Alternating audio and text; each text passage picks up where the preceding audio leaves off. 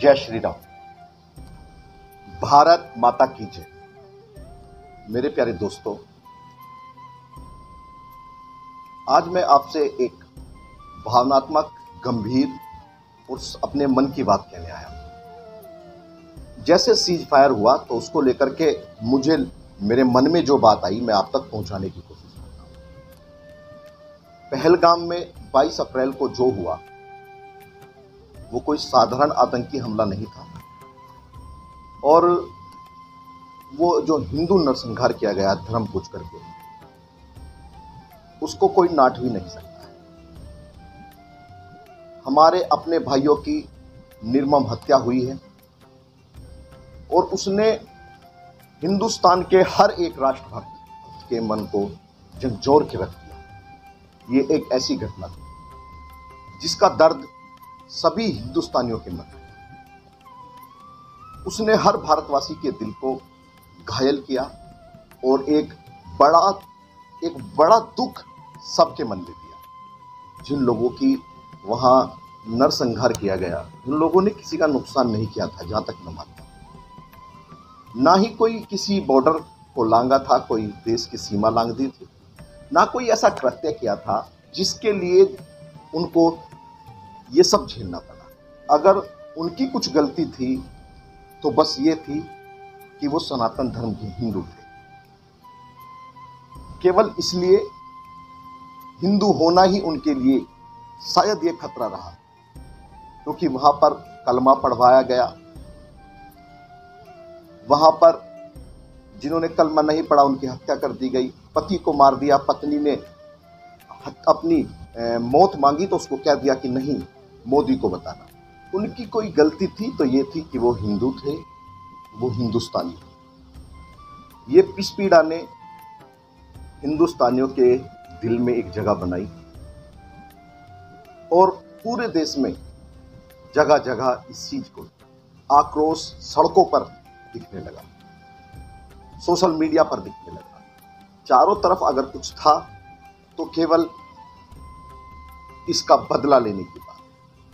और देश की सरकार ने और सेना ने, भारतीय सेना ने देश के मन के माफिक जैसी देश की जनता चाहती, उन्होंने 26 जनों की निर्मम हत्या की थी, तो सेना ने इसका बदला लिया। भारत सरकार ने फैसला लिया और सेना को आदेश थमा दिया कि जिस प्रकार से चाहो ऐसे आप उन आतंकियों का इलाज कर सकते हो।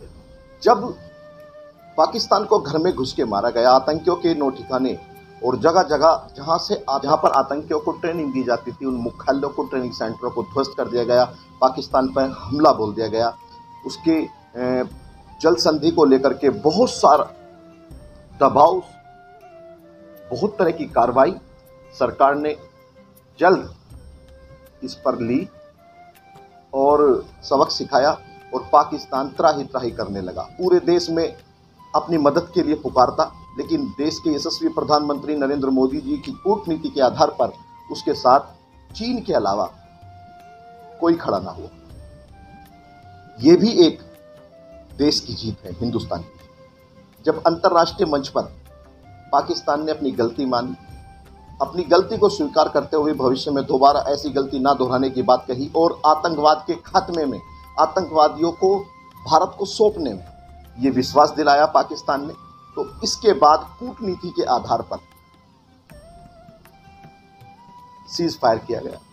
सीज फायर के बाद हिंदुस्तान के बहुत सारे, अधिकतर हिंदुस्तानियों को एक मन में दुख हुआ। बहुत से लोगों को लगा ये फैसला गलत है। मैं आपके गुस्से को, आपकी भावनाओं, आपके दुख का मैं सम्मान करता हूं, लेकिन दोस्तों, जो बात हम समझ रहे हैं, जितना गुस्सा देश में दिखाई देता है, जो नाराजगी दिखाई देती है, पहले इसके दो कारण हैं। पहला कारण तो ये है कि हम जिससे अपना मानते हैं, अपना प्रेम करते हैं, जिससे हमें आस होती है, जिससे पे विश्वास होता है, हम अगर वो हमारे मन माफिक काम नहीं करता है, कभी कभी हमारी चाहत जो होती है और उनकी करने में थोड़ा अंतर होता है, तो देख रहे होंगे कि बहुत से लोग गुस्सा, नाराजगी देश के यशस्वी प्रधानमंत्री जी को यहाँ तक कह रहे हैं कि मोदी डर गए। क्या मैं आप देश के लोगों से पूछना चाहता हूं, आपका गुस्सा जायज है, आपकी पीड़ा सत्य है, आपका आक्रोश भी राष्ट्र प्रेम प्रदर्शित करता है। जो सरकार जनता की नाराजगी, विपक्ष का दुष्प्रचार, यहां तक कि चुनावी नुकसान की भी परवाह न करते हुए यह फैसला लेती है, जैसा आप जानते हैं ऐसे देश के यशस्वी प्रधानमंत्री नहीं जानते हो।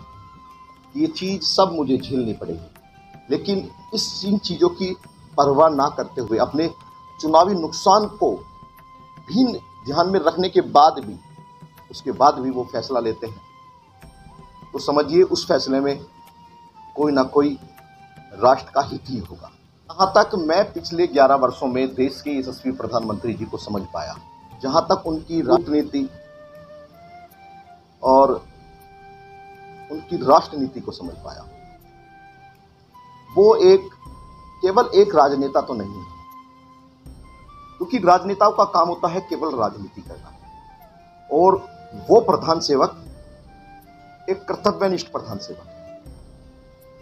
वो भारत को अपने देश नहीं, अपनी मां समझता है, और वो देश की जनता को केवल जनता ही नहीं, वो अपना परिवार समझता है।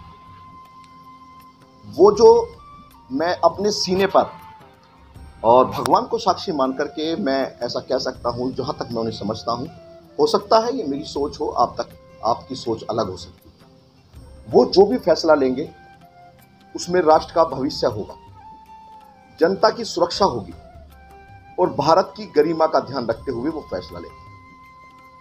आपने देखा होगा, जब जवाब देना होता है तो सर्जिकल स्ट्राइक करते, जब ललकारना होता है तो एयर स्ट्राइक करते हैं, और जब शांति होती है तो सीज फायर भी करना होता है। क्योंकि मेरे से ज्यादा आप अच्छी तरीके से जानते हैं कि एक युद्ध में क्या होता है, और जब शांति की बात होती है तो देश का प्रधानमंत्री, वो प्रधानमंत्री नहीं मानते अपने आप को, वो प्रधान सेवक मानते। मैं आपसे एक अपील करता हूं, थोड़ा संयम रखिए, थोड़ा धैर्य रखिए, और सबसे जरूरी जो चीज है, अपनी सरकार पर विश्वास रखिए। आपका विश्वास ही उस प्रधान सेवक की ताकत है, शक्ति है, इस देश की मजबूती। जैसा विश्वास आप करते हैं, बस थोड़ा सा और करिए। भारत मां के सम्मान और सुरक्षा के लिए हम सब देश के यशस्वी प्रधानमंत्री जी के साथ कंधे से कंधा मिलाकर खड़े हों। अपनी सरकार के लिए और सेना के लिए फैसलों पर इतना सा भी आप डाउट मत कीजिए, क्योंकि वो राजनेता की तरह राजनीति नहीं करता है, वो राष्ट्र सेवा के लिए राष्ट्रनीति और कूटनीति करता है। हम अपने देश के साथ खड़े रहें। जय हिंद, जय भारत। मैं आपका छोटा भाई सचिन कटी और संगीत सोमजी का सेवक। जय हिंद।